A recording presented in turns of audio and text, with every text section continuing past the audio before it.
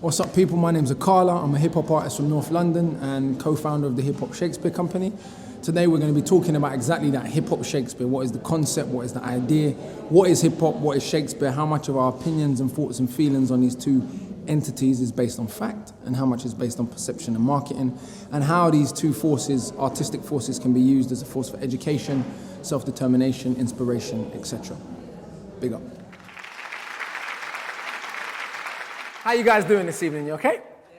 Okay, very good. That was a medium rare response, but we'll get into it. So I'm going to talk about the Hip-Hop Shakespeare Company for about the next 40 minutes, and then we'll have a conversation. But we're going to do a little more than that. There will be some audience participation, and we will touch on a few other subjects that I think relate to the larger discussion of art and language and literature and all of those kind of things, and how they impact our well-being, how they impact mental health, how they impact our sense of self. But before we do any of that, I've got a little challenge for you guys. It's a challenge that we always open the Hip-Hop Shakespeare workshops with. I have a series of quotes, some quotes taken from my favorite hip-hop songs, some quotes taken from my favorite Shakespeare plays and or sonnets. I'm going to read you these one-line quotes, and you are going to tell me whether you think they are from hip-hop or Shakespeare, by show of hands. Does that make sense? Okay. So my first one is, the most benevolent king communicates through your dreams. The most benevolent king communicates through your dreams. If you think that's a hip-hop quote, raise your hand, please. If you think it's Shakespeare, raise your hand, please. So immediately we're torn, but about 60% towards hip-hop. That one is hip-hop. It's from a gentleman known as the RZA from the Wu-Tang Clan. I haven't picked any obscure, unknown hip-hop artists. If people in this room may not have heard of some of the people I picked, by the way, it's not because I'm cheating. But these are anyone, if you ask anyone who listens to rap, these are some of the most famous people. I haven't deliberately gone and picked some people that no one would have heard of to make a funny point. Men would rather use their broken weapons than their bare hands. Men would rather use their broken weapons than their bare hands. If you think that's hip-hop, raise your hand, please. If you think that's Shakespeare, raise your hand, please. Okay, leaning towards Shakespeare. That is Shakespeare. It's from Othello. Well done.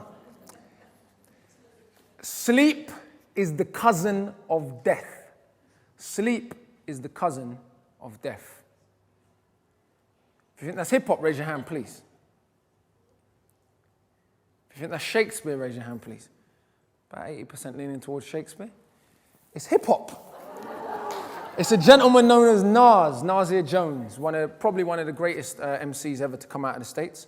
To expand on the meaning of that, actually, what gives this, and it's a very famous rap quote, ironically, a lot of newer rappers have sampled. So if you talk to a lot of the younger generation of hip-hop listeners, they think The Game or Lil Wayne or some of these other rappers came up with this quote because they have sampled Nas's original line and used it in their raps. But what Nas means is it's double. It's the obvious metaphor of sleep having this similarity to death in the stillness and all of that. But it's also where Nas is from, Queensbridge, New York, a very rough part of New York.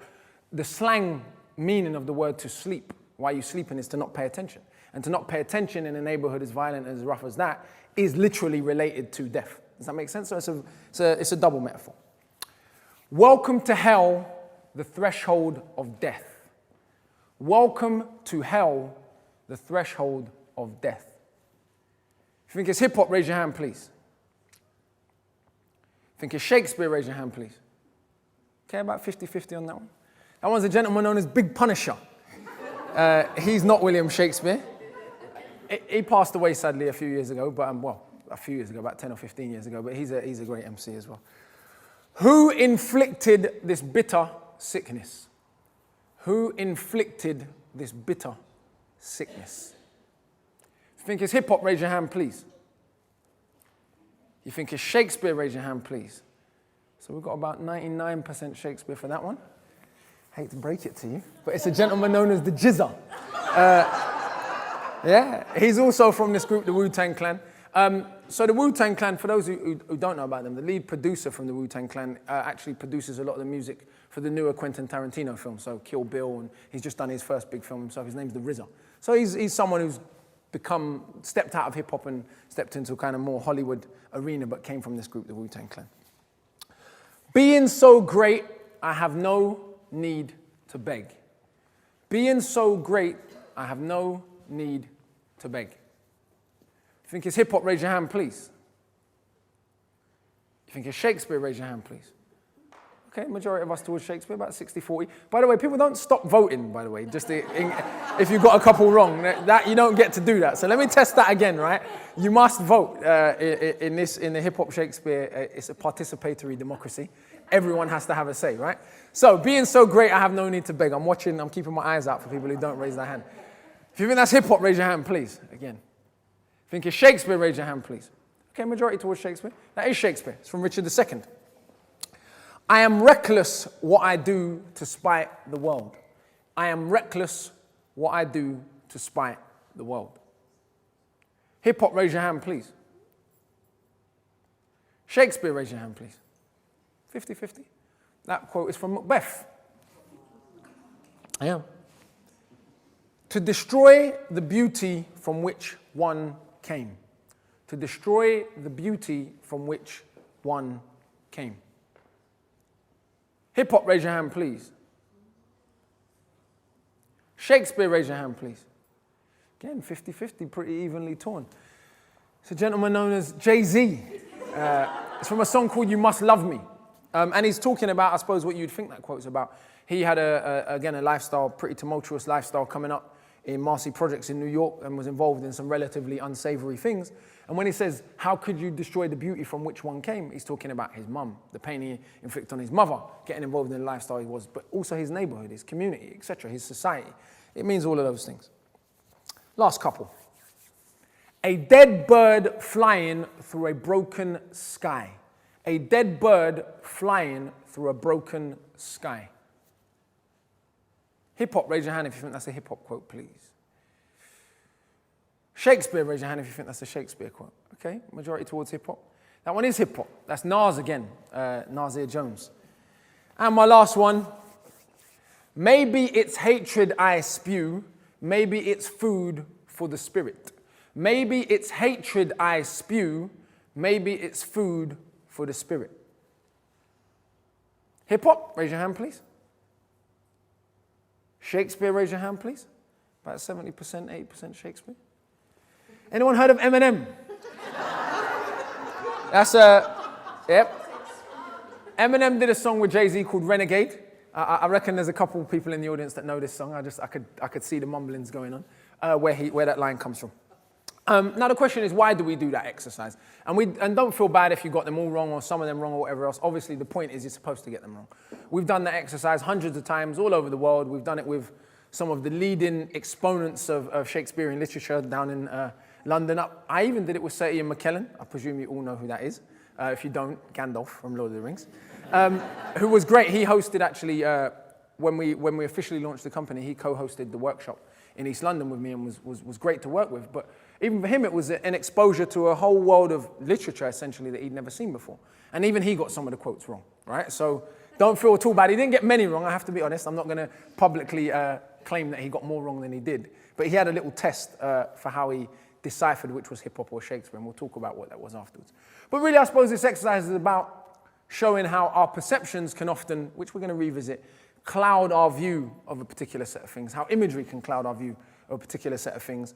And our view of art is not necessarily based on the quality of the art, but often it's based on the way we receive the art, or based on the way the art is written about, or based on the way the art is presented in the media, not based on the quality of what the people are producing. And of course, society is the same. You know, young kids from particular areas of Glasgow will be demonized in a way that young kids from another area of Glasgow will not be demonized. It doesn't matter what their behavior is. It doesn't matter how they carry themselves in life.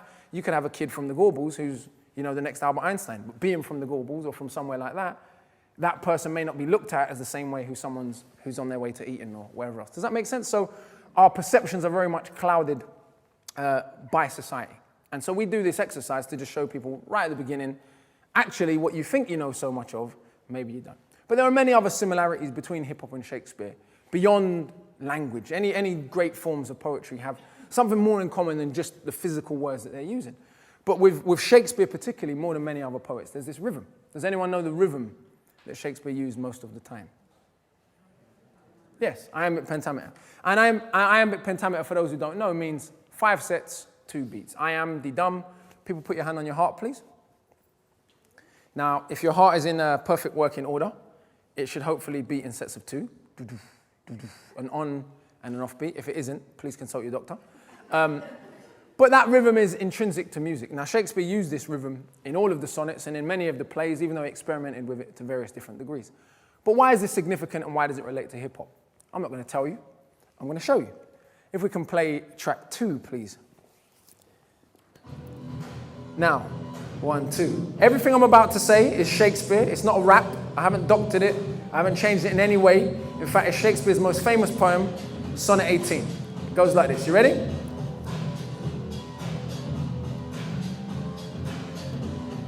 Shout, I compare thee to a summer's day. Thou art more lovely and more temperate. Rough winds do shake the darling buds of May, and summer's leaves have all too short a day. Sometimes too hot the eye of heaven shines, and often is his gold complexion dimmed. And every fair from fair sometime declines, by chance or nature changing course untrimmed. But thy eternal summer shall not fade, nor lose possession of the fair thou owest. Nor shall death brag thou wanderest in a shade, when in eternal lines to time thou growest. So long as men can breathe and eyes can see, so long lives this, and this gives life to thee. As men can breathe and eyes can see, so long lives this, and this gives life to thee. If we can hold it there, please, that beat. Now, what's interesting about this rhythm, if you have any young people who are into hip-hop or into grime, or not necessarily even young people actually, anyone who's into writing this form of lyricism that sits over music, they'll tell you that it's very difficult to write a lyric, a bar as we like to call it. Our stanza actually in hip-hop is 16 bars, Shakespeare's sonnets are 14. But it's very difficult to write a lyric that fits over a relatively slow beat like that, 70, 80 BPM, and then transfer it onto what we call grime, which is double that speed, 140 beats per minute. Usually you have to write a completely separate verse to sit on either one of the beats. Does that make sense? Because it's so much quicker, it's a completely different flow. What's interesting about the iambic pentameter is it does exactly that. Can we have track 3, please?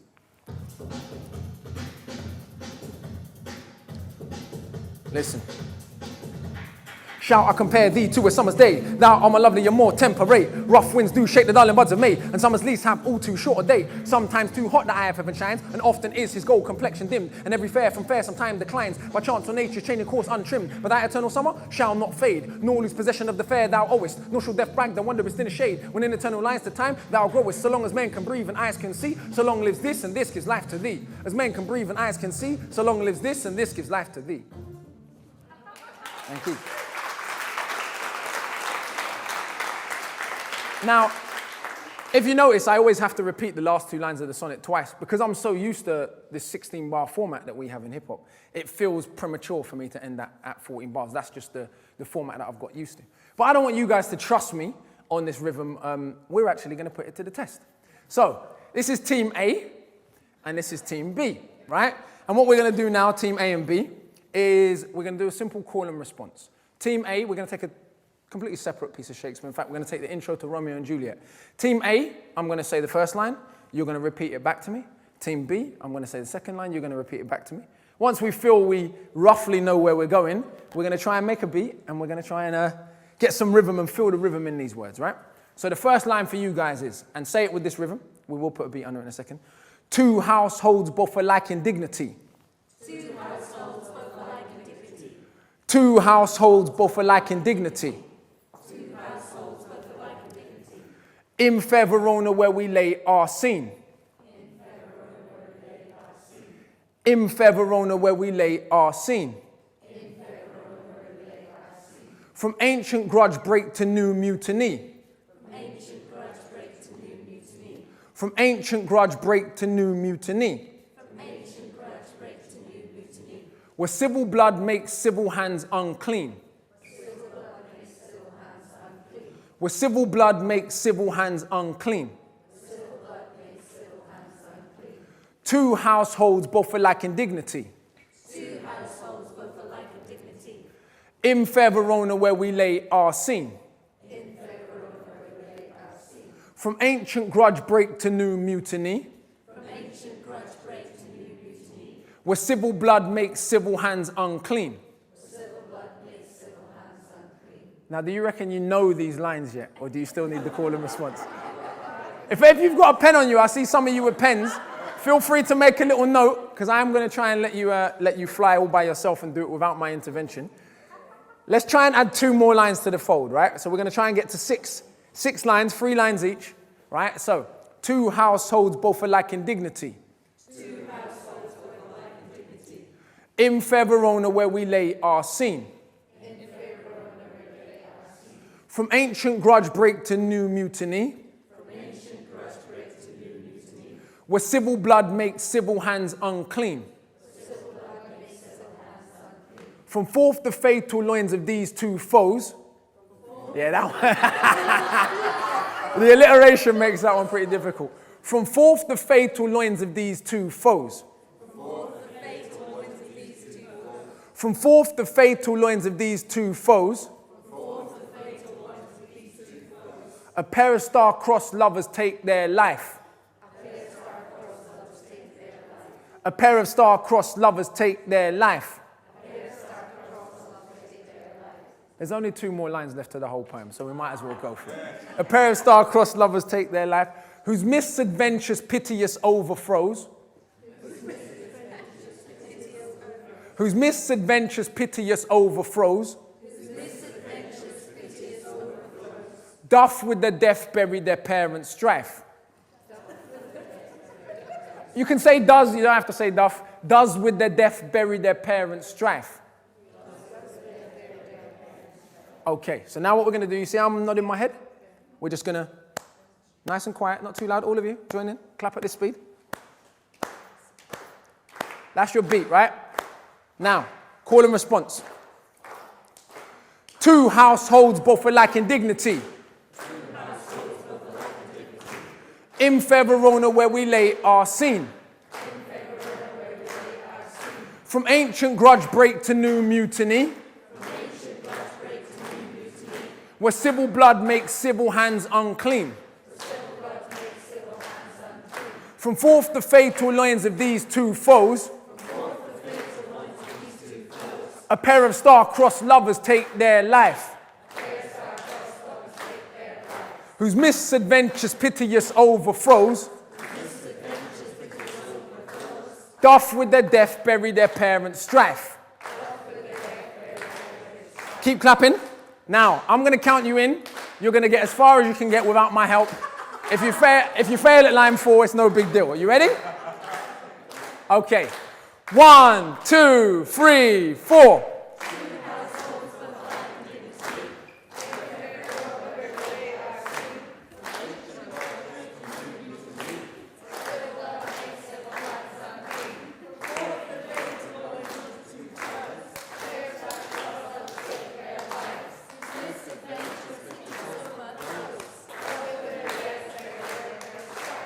Well done. Give yourselves a big round of applause.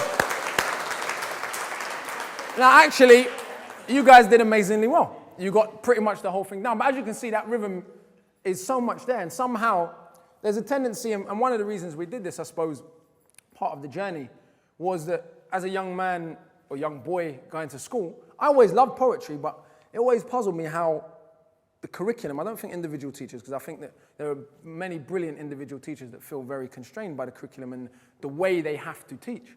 But how is it we can take something so beautiful, so musical, and make it boring?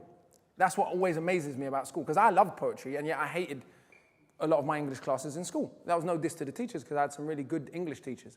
But what was it that was missing?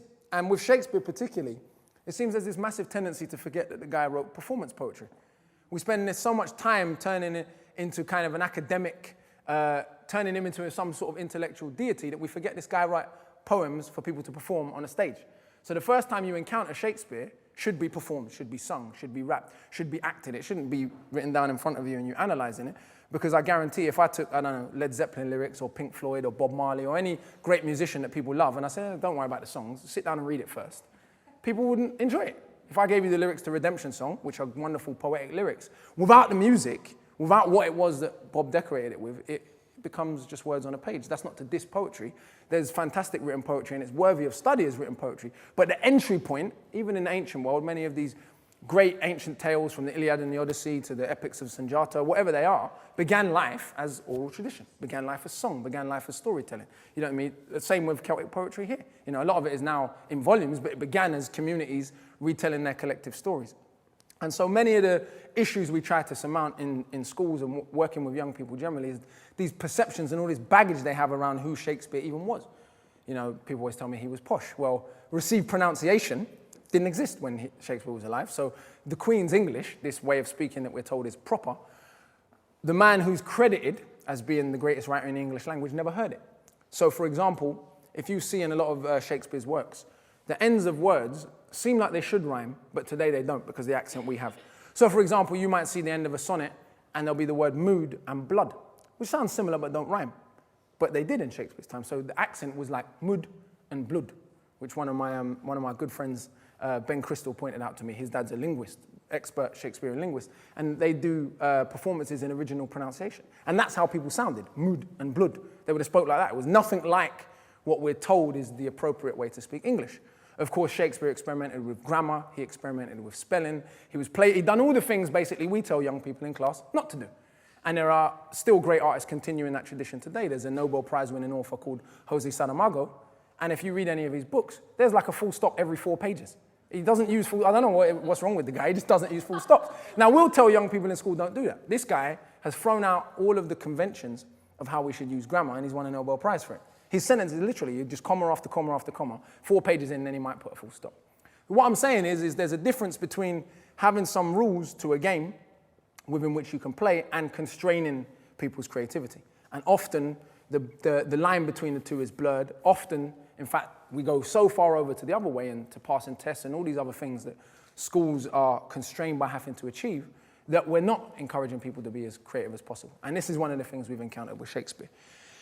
Language, accent, Shakespeare invented loads of words that are today in the English language that we know, assassination being one of them. But then what about if we move to hip-hop? You know, what is it about hip-hop that, you know, in the media, even though you have, you know, the biggest selling computer games in the world are teaching you to kill people, literally, you know, literally. How many posters, if we just drive through the city centre, if we drive through London, how many Hollywood posters are you going to see with someone with a gun on the cover, right?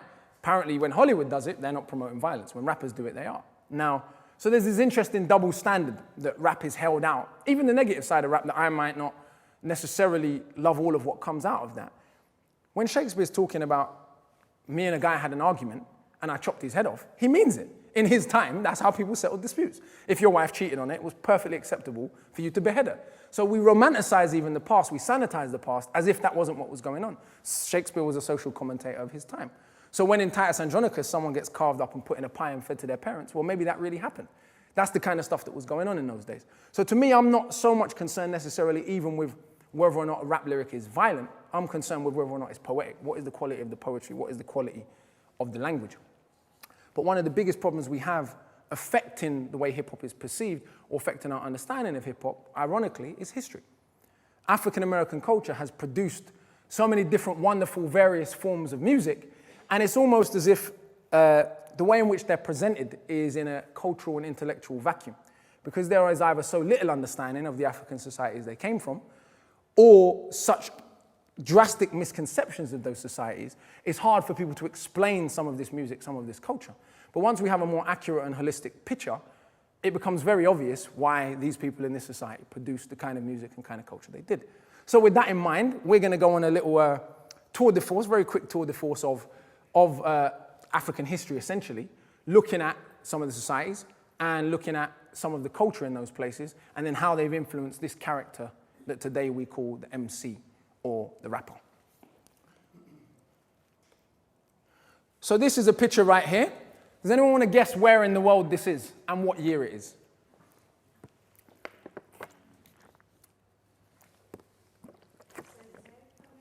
Just a wild guess, sorry, go on. South America, could be. Look closely at the city. As you can see, there's straight streets. There's a wall around the entire of the outside of the city. There's a few story buildings at the back. The year of this picture is 1668. Egypt's a good guess. The year of this picture is 1668. It was drawn by a Dutchman called Alfred Dapper, and this is a city called Luango in the Congo. So this is, as you can see, generally our perception of what the Congo was like in this period of time and what was going on maybe isn't reflected by the reality. But this is the city of Luango in 1668. This, drawn by the same man who traveled across Africa at the time, Alfred Dapper. This is Benin, in what today would be Nigeria. Again, if you look closely, well, you can see the buildings in the foreground and the procession of the king. But if you look in the back, again, the city has a wall around it. Now, what's interesting about this wall is that this wall is actually in the Guinness Book of Records, 1974 edition, as the largest earthworks carried out prior to the mechanical era. Archaeologists excavated this wall, and the wall, wait for it in case you think I've stumbled, the wall in total has 10,000 miles of walling. 10,000 miles, easily on a scale comparable to the Great Wall of China, for example. So you could speak of the Great Wall of Benin. Of course, it's in tatters now, but the foundations and things like that are there, it's 10,000 miles. So it gives you, again, a sense of the scale. There is another wonder of Western Africa, actually, in southwest Nigeria, called Songbo Eredo. It is a moat, it's 20 meters wide, 70 meters deep, and it's dug around an ancient city of 400 square miles. It's actually the largest monument, technically, on the African continent, even larger than the Great Pyramids of Egypt, in the sense that it took 1 million more tons of cubic earth to be removed than it did to build the Great Pyramid. Now, to give you a sense of how large 400 square miles is, London today is about 600 square miles. So imagine 1,000 years ago, which is when it was built, someone's dug a moat around the whole of London, 70 meters deep. That's roughly what we're dealing with. If we go on, this is the kind of art that people were producing in this period of time. This is metal, this is brass. This is actually in the British Museum, this piece. You can go and see it. This is also in the British Museum, these pieces. They're from a collection called the Benin Bronzes. So again, this is metal art, some of the finest metal art in the world. They're about this big. So they're not very small, they're huge. If you go and see them in the British Museum, they're literally like almost human size. I've been to this place, actually. This is a place known as Great Zimbabwe, in Zimbabwe. I went there 2011. The outer wall, this gives you a sense of how big it is. The outer wall is 100,000 tons of granite bricks, held together without any cement or mortar at all. Again, how they did it, I don't know. But this gives you a sense of scale. This is a knight. You know, again, because many of us growing up, we watch Tarzan films, and whether or not we believe things, certain stereotypes go in. But this was the kind of way, or outfits, attire, a warrior from this part of Africa 500-600 years ago would have been wearing. Not a loincloth with a spear, but as you can see, he's wearing quilted armor. Again, this quilted armor is in the British Museum. There's an example of it. He's a knight from what's called the Kanem-Borno Empire. Again, some metal art. This is from a Nigerian kingdom called Ile-Ife. Again, this is cast out of metal. If you look how fine the detail is on it. This is the head of a ruler from one of those kingdoms. Now, what is significant about this ruler? Can anyone notice something about this person? Yeah, it's a woman. One of the things that is interesting about a lot of these pre-colonial African societies is that for women to rule wasn't considered particularly strange. Whether we talk about ancient Egypt, where there were 5 female pharaohs, where we talk about Nubia, where there was a whole line of queens called the Candaces, or even here in Western Africa, where you had women running societies or women in the army, none of that was considered abnormal. So there was a certain, not saying there was no sexism, let me be clear. I'm just saying there was a certain expectation that women would have a certain degree of political power. And that's continued actually in a lot of the New World. Many of the leaders of rebellions, where my family's from, in Jamaica, for example, were women. If you look on a Jamaican $500 bill, people call it a nanny, because the woman on it is called Nanny of the Maroons. She was a military general, and she was a woman, and that wasn't considered at all strange in that culture. This is from northern Nigeria, a place called Zaria in Hausaland, again, 500-600 years old. This is drawn by a British explorer called Dr. Henry David Bath. This is the city of Agades in the Songhai Empire. At the time, 500, 600, 700 years ago, this city had a population of around 70,000 people. And the population of London in this time was between 25 to 50,000. So that gives you a sense of just how large for its period of time this city was. But this wasn't the largest city in Western Africa. This was. This is a mosque, the Mosque of Djenné in Timbuktu, which is now in the country that's called Mali. But the ancient kingdom of Mali was much larger than the country Mali today. In fact, the ancient kingdom of Mali was about the size of Western Europe. So it was a very, very large kingdom. Some other shots of, this is the inside, what it looks inside. Another shot from outside. These two gentlemen here, this is a very famous map. This map was actually in the Daily Telegraph a few weeks ago, because the gentleman on your left is a king known as Mansa Musa. And according to this study that was published in the Daily Telegraph, I'm not sure I necessarily agree with the study, but this is just to give you a sense of the scale of wealth. They estimate that this gentleman, Mansa Musa I, when adjusted for inflation, is the richest human being to have ever lived. He traveled to Egypt and he gave away so much gold that it took about 10 years for the price of gold and the Egyptian stock market to stabilize. So he's a very wealthy gentleman. The gentleman on the other side is the ruler of the Moors at the time. Another myth that seems to be perpetrated is that people didn't have writing 600 or 700 years ago in that part of the world. This is one private family's collection of writing in Mauritania. There's many families across Mauritania that have literally thousands of manuscripts from anything from 1100 to 700, 800 years ago.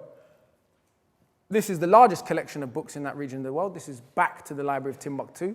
There are in fact 700,000 books surviving from that period of time, from the 9th century to the 12th or 13th and 14th century in that region of Western Africa. And what's very interesting is you have things like this. Michael Palin presented this in a documentary called Sahara. Does anyone know what that is? It's the phases of the moon. Now, the problem with this is, this manuscript is about 200 years older than the birth of Galileo or Copernicus. So can you see it presents us with a problem? I'm not saying those gentlemen necessarily copied that, because I don't think they did. What I'm saying is that the history of mathematics and science hasn't incorporated this into the way it's traditionally written. And that's not me saying that, that's Michael Palin saying that. Just in case anyone wants to, okay. It actually says that at the bottom, all of what Michael Palin said. And that's about the end of what we're saying. Now, so what's interesting about these cultures, that gives you a sense of the level of sophistication. But what I'm interested in is the actual practical day-to-day realities of the societies.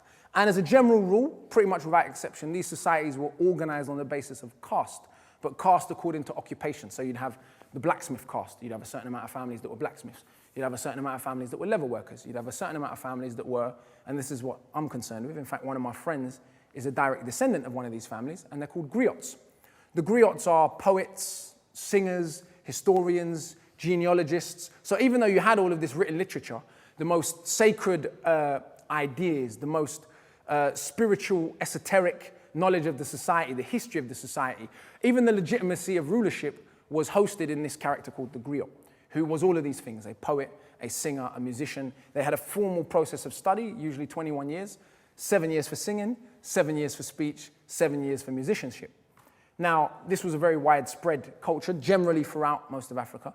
And once we understand that, and we understand this focus of who the griot was and what the traditions were, it becomes much easier to understand why you see certain musical traditions in Brazil, why you see certain musical traditions in Jamaica and America and all these different places. But if we don't understand this basis, it's kind of like trying to understand Bruce Lee without understanding the Chinese martial arts that gave birth to him. He may have been born in America, but there's thousands of years of development of that culture prior to Bruce Lee that need to be understood if we want to understand that culture. And so I suppose the way these cultures flowered in the New World is very interesting. There's a place called Congo Square in New Orleans, which is where jazz is officially supposed to have been born, the birthplace of jazz music. This was a place that even during the 17th and 18th century, the Africans who were enslaved in the Americas had the day off, Sunday off, which may not seem radical today, but for the time it was. So on Sundays, these people would gather around, hundreds of them in many cases, beating drums, reciting their music and poetry and all these different traditions. And eventually this neighborhood gave birth to what we call jazz music. Even amongst the young people who listen to rap today, there's a mythology that rap was invented in the 70s. But if you go back and listen to Cab Calloway or the Golden Gate Quartet, who's a jazz quartet from the 20s and 30s, I mean, literally you can go onto YouTube and see them rapping in the 1930s. So why are we told, even people who think they know about rap, young people who love rap, they don't seem to realize that people have been rapping since forever. The idea that rhythmically rhyming over the beat of a drum started happening 40 years ago is a little bit absurd. So you have there in Congo Square, that tradition. You have in Brazil the traditions that have influenced so greatly Rio Carnival and Salvador Carnival. And even in the northeast of Brazil, where I was lucky enough to travel, the Yoruba religion is the primary religion of that region. It's very visible. You have in Jamaica, the Jamaican sound system culture and that's produced reggae music and all of those things. And then where these traditions meet back up in New York in the 1970s is what gives us what we know as hip-hop. And without understanding all of that genealogy, the idea that you could compare hip-hop to Shakespeare to some people sounds blasphemous. Once you understand what I mean when I say hip-hop, what I mean when I say an MC, the tradition that I'm talking about, which, let's be clear, the people who created hip-hop, Africa Bambaataa, Grandmaster Flash, Cool DJ Herc, even when they named hip-hop, they understood exactly what they were doing. The word hip in the hip-hop comes from the Wolof verb hippie. Wolof is a West African language, primarily spoken in Senegal today. And the word hippie, or the verb hippie, means to open your eyes and see. It's a term of enlightenment. Hop, from the English, signifying movement. Thus, the definition of hip-hop is intelligent movement. as anyone, again, who's a deep fan of hip-hop will tell you, KRS-One has a whole song about this concept. So nothing I'm saying, I don't want to pretend that anything I'm saying is new or original or hip-hop artists haven't spoken about this stuff before. I'm merely continuing that presentation. But of course, if all we see is MTV and BET and all this other mainstream instant gratification, materialistic culture that is surrounding rap music, as KRS-One says, rap is something you do, hip-hop is something you live. Hip-hop is a way to view the world. So when understood in that culture, it becomes very clear how and why these two cultures can be married again. So then to reflect on my own personal experience and how I got to this point, and what relevance I think this has to, I suppose, personal, mental, social well-being, when I was 12 or 13 years old, I was from a background that, stereotypically is supposed to be a little bit rough, single parent family, we didn't have a whole lot of money, blah, blah, blah, all these kind of things. What I did have, though, on the other side, on the flip side of that, was exposure to culture. My stepdad ran the Hackney Empire Theatre, which is a famous African-Caribbean-led theatre in East London, in what's quite a rough part of East London. I'm not from Hackney, but I spent a lot of time there. And I was exposed to a lot of sound system culture. But more than anything, when I got to 12 and 13, and that sort of age group, and I was trying to find my own place as a young man, there's a group that came out that have influenced me more than any other musical entity called the Wu-Tang Clan, right? And I'm being deadly serious. When I was 12 or 13, the Wu-Tang made it literally sexy to be intelligent. It was unbelievable. Like, they would use words like benevolent in a rap song, and we'd go into school and we'd start writing lyrics. And the bigger the words you could use, the more eloquent you could sound, the more you'd be seen as a good MC. Now, what's so interesting about the Wu-Tang is they were from a really rough part of New York, one of the roughest parts of New York, Stapleton Projects. Many of them had been shot. Some of them had been to prison. All of the cliche rap stories, yet they didn't distance themselves from that and pretend they didn't come from that and try and be somebody they weren't. But they also didn't play down their intelligence and act stereotypically. There was a real balance in the group. There's a member called ODB. I'm not going to tell you what that stands for, right? And then there's the RZA, who they call the Abbot, who's the guy who's gone on to work with Quentin Tarantino, but is also the one who writes, the one who's the most philosophical character in the group. So you had this kind of gamut of personalities that literally made it fashionable for a generation of young men from a particular environment to be clever without changing who they were. And I would say genuinely that hip-hop, and I know I speak for many people of my generation, hip-hop, I don't want to say saved my life, but I don't know if that would be an exaggeration. At 12 or 13 years old, when I felt alienated by the school system, when I felt like I wanted to drop out of school, when I had a hard relationship with teachers, when I had trouble at home with my mum or whatever else, when I was going through all of these things, I'd listen to a Wu-Tang record or to a Public Enemy record or whatever else it was, and I'd find solace in that poetry. You understand? And I'd find a sense of self-worth that people like me could be clever.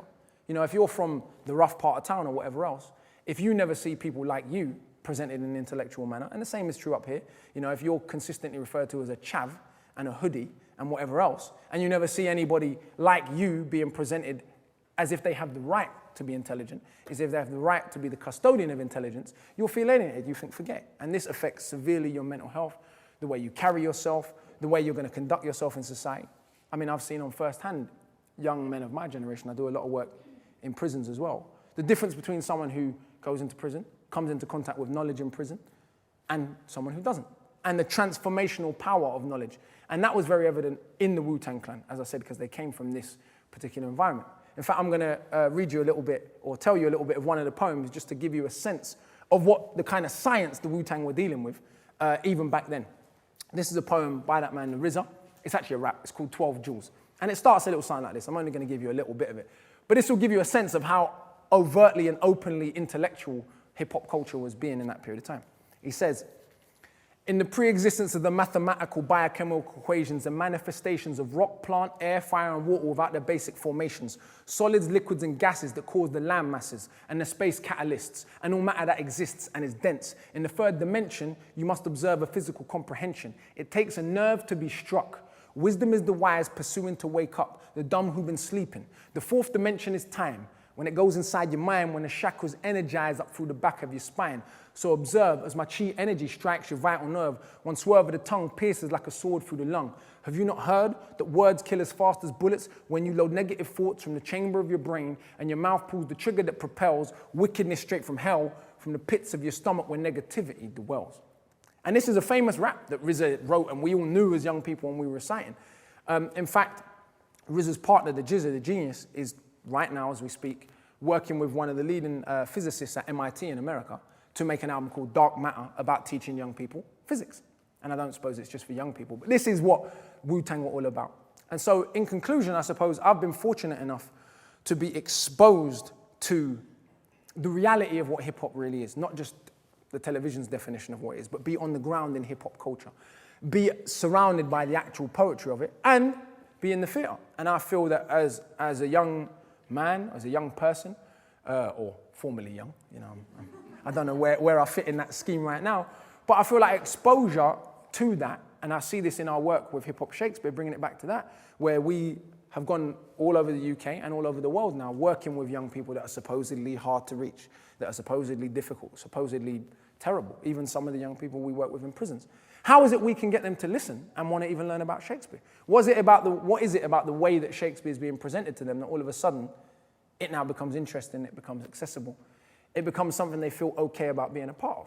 See, if I'm a person and I feel patronized by you, and I'm not saying that individuals necessarily do this, but I'm saying that societally, the way knowledge is presented, sometimes particularly in the inner city, if I feel patronized by the knowledge, I'm going to reject it. If I feel like I'm being told what to do or being disciplined or being undermined, particularly if I'm from a rough place where at home I might not be getting any of that, I'm not going to listen to you. I'm going to reject what you're doing. Whereas if I feel loved, if I feel included, if I feel like this is for me and it's relevant to me, then I'm going to engage with it. And I suppose that's what we try to do. We're not against the harder intellectual endeavors of writing dissertations on these things and taking examinations and all of those things.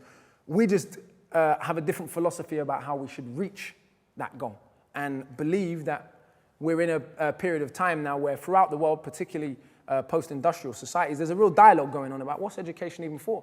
We're no longer training masses of workers to go and work in factories. So what is the purpose of education? What are we trying to give people? What kind of understanding, what kind of human beings is education trying to create? And it seems to me we haven't reached a conclusion about that discussion, and we just like to be a small part of pushing that discussion forward. Thank you very much.